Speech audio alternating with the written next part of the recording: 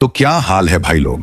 दोस्तों, आप लोग एनीमे के बारे में तो जानते ही होंगे और शायद आपने एनीमे कहीं ना कहीं यूट्यूब या इंस्टाग्राम पर कुछ शॉर्ट भी देखी होगी।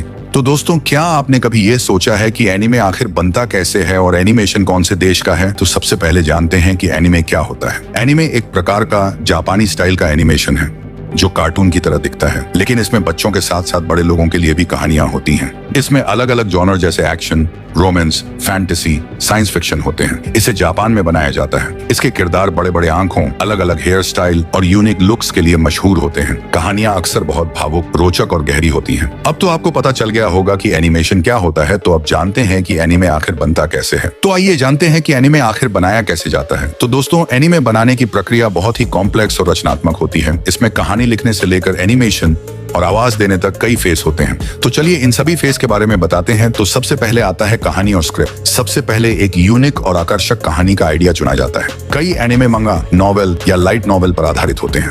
दोस्तों, आप सोच रहे होंगे कि अब ये मंगा क्या होता है। दोस्तों, मंगा जापान में कॉमिक्स को कहते हैं, जिसे राइट से लेफ्ट पढ़ा जाता है। डायलॉग्स और घटनाओं को स्टोरी बोर्ड में लिखा जाता है। फिर कैरेक्टर डिजाइनर किए जाते हैं। इंपॉर्टेंट पात्रों और उनके लुक को डिजाइन किया जाता है। एनीमे की दुनिया, लोकेशन और बैकग्राउंड्स को कागज या डिजिटल फॉर्म में तैयार किया जाता है। कहानी के हर सीन को ड्रॉ किया जाता है। यह फिल्म का खाका होता है। हर मूवमेंट के लिए अलग अलग फ्रेम बनाए जाते हैं। ज्यादातर एनीमे 2D में बनाए जाते हैं। फिर हर सीन को फ्रेम बाय फ्रेम ड्रॉ किया जाता है। पारंपरिक रूप से हाथ से ड्रॉ किया जाता था, लेकिन अब यह डिजिटल टूल्स जैसे एडोब एनिमेट या टून बूम का उपयोग करके किया जाता है। अगर एनीमे में 3D इफेक्ट चाहिए तो सॉफ्टवेयर जैसे ब्लेंडर या माया का उपयोग होता है और फिर फ्रेम्स को एक साथ जोड़कर स्मूथ मूवमेंट बनाया जाता है। पात्रों और सीन को रंगने के लिए डिजिटल टूल्स का उपयोग किया जाता है और एक बढ़िया बैकग्राउंड पेंटिंग बनाई जाती है। दोस्तों, ये तो हो गया एनीमे बनने का प्रोसेस। अब इन पात्रों को आवाज देने के लिए वॉइस एक्टर्स की मदद ली जाती है, जिन्हें जापानी में सेयू कहा जाता है। हर मूवमेंट, लड़ाई या सीन के लिए साउंड इफेक्ट जोड़े जाते हैं। बैकग्राउंड म्यूजिक और स्टार्टिंग एंडिंग सॉन्ग बनाए जाते हैं। सारे एलिमेंट्स जैसे एनिमेशन, डायलॉग, म्यूजिक को जोड़कर फाइनल एडिटिंग की जाती है। फाइनल प्रोडक्ट को चेक किया जाता है और इसके बाद इसे रिलीज किया जाता है। अगर आप भी खुद का एनीमे बनाना चाहते हो तो आप इन सॉफ्टवेयर का इस्तेमाल कर सकते हो। एनीमे बनाने में इस्तेमाल होने वाले tool Photoshop, Clip Studio Paint और एनिमेशन सॉफ्टवेयर जैसे Toon Boom Harmony, Adobe Animate, Open Toonz और ये है 3D सॉफ्टवेयर ब्लेंडर, माया। और एनिमेशन में साउंड और एड हो जाए तो मजा आ जाए। तो ये है साउंड एडिटिंग के सॉफ्टवेयर जिनका यूज करके एनिमेशन में 4 चांद लग जाएंगे। तो ये है सॉफ्टवेयर ऑडेसिटी, प्रो टूल्स। तो दोस्तों,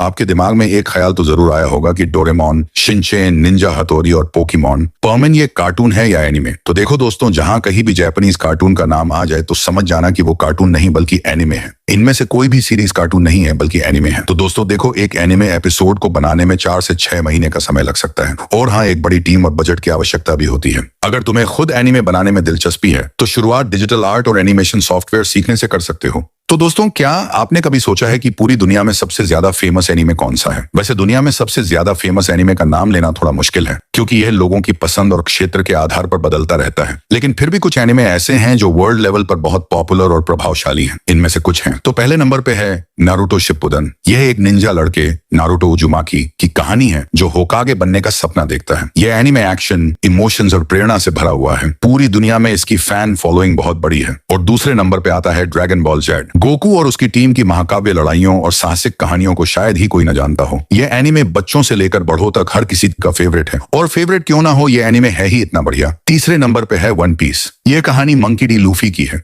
जो एक समुद्री डाकू राजा बनने के लिए खजाना खोजने निकलता है। इसे दुनिया का सबसे लंबे समय तक चलने वाला और पसंदीदा एनीमे माना जाता है। नंबर 4 पे है अटैक ऑन टाइटन। यह एक डार्क और गंभीर कहानी है जिसमें इंसानों को टाइटन्स नामक विशाल जीवों से लड़ते हुए दिखाया गया है। इसका एनिमेशन और स्टोरी लाइन इसे मास्टरपीस बनाती है। और नंबर 5 पे है डेथ नोट। यह एक थ्रिलर है जिसमें लाइट यागामी नामक लड़का एक नोटबुक पाता है जिसमें किसी का नाम लिखने से उसकी मौत हो जाती है। इसकी कहानी और ट्विस्ट इसे सभी समय के सबसे अच्छे एनीमे में से एक बनाते हैं। नंबर 6 पे है डीमन स्लेयर। यह हाल ही का सबसे पॉपुलर एनीमे है। तांजीरो और उसकी बहन नेजुको की कहानी दर्शकों को इमोशनल कर देती है। ये वाला एनीमे तो आपने एक ना एक बार तो जरूर देखा होगा। इसका नाम है पोकेमॉन। पिकाचू और ऐश कैचम की कहानी बच्चों और वयस्कों के बीच हमेशा पॉपुलर रही है। तो दोस्तों, ये कुछ पूरी दुनिया में सबसे ज्यादा फेमस एनीमे के नाम जिन्हें आपने एक बार तो जरूर देखा ही होगा। पूरी दुनिया में सबसे ज्यादा चर्चित वन पीस अब तक का सबसे ज्यादा बिकने वाला मंगा है। ड्रैगन बॉल जेड और नारुतो दोनों वेस्टर्न देशों में सबसे फेमस एनीमे है। डेमन स्लेयर हाल के समय में सबसे ज्यादा कमाई करने वाला एनीमे है। वैसे आपका एनीमे कौन सा फेवरेट है, कमेंट में बताना।